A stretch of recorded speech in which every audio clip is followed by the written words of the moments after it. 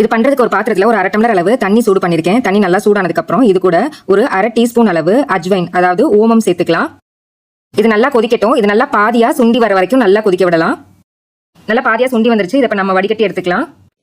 நம்ம அஜ்வைன் மட்டும் சேர்த்துக்கிட்டா போதும், வேற எதுவும் சேர்த்துக்கணும்னு அவசியம் இல்லை. அதுவே குழந்தைங்களுக்கு உடம்புக்கு சூடு கொடுத்தா சளியெல்லாம் நல்லா அறுத்து விட்டுரும்.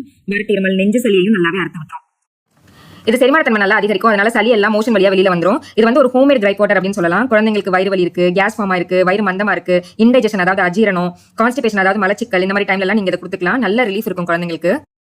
இது நல்லா ஆறுனதுக்கு அப்புறம் வெதுன்னு இருக்கும்போது ஒரு வயசுக்கு மேல உள்ள குழந்தைங்களுக்கு இது கூட தேன் சேர்த்து கொடுத்துக்கலாம். ஒரு வயசு கீழே உள்ள குழந்தைங்களுக்கு சும்மாவே கொடுக்கலாம், தேன் சேர்த்துக்க கூடாது. இது ஒரு வயசு கீழே உள்ள குழந்தைங்களுக்கு ஒரு நாளைக்கு மொத்தமா 2ல இருந்து 3 சின்ன டீஸ்பூன் அளவு கொடுத்துக்கலாம். தனித்தனியா பிரிச்சு கொடுத்துக்கலாம், காலையில மத்தியானம் நைட் அப்படின்னு. அதுக்கப்புறம் கொஞ்சம் கொஞ்சமா அளவு அதிகப்படுத்தி ஒரு நாளைக்கு மொத்தமே ஒரு 2ல இருந்து 3 டேபிள் ஸ்பூன் அளவு கொடுத்துக்கலாம். தனித்தனியா 3 வேளையா கொடுத்துக்கலாம். ஒரு வயசுக்கு மேல உள்ள குழந்தைங்களுக்கு ஒரு நாளைக்கு மொத்தமா ஒரு 1/4 கப் அளவு கொடுத்துக்கலாம். தனித்தனியா பிரிச்சு ஒரு நாளைக்கு ஒரு 1/4 கப் அளவு கொடுத்துக்கலாம்.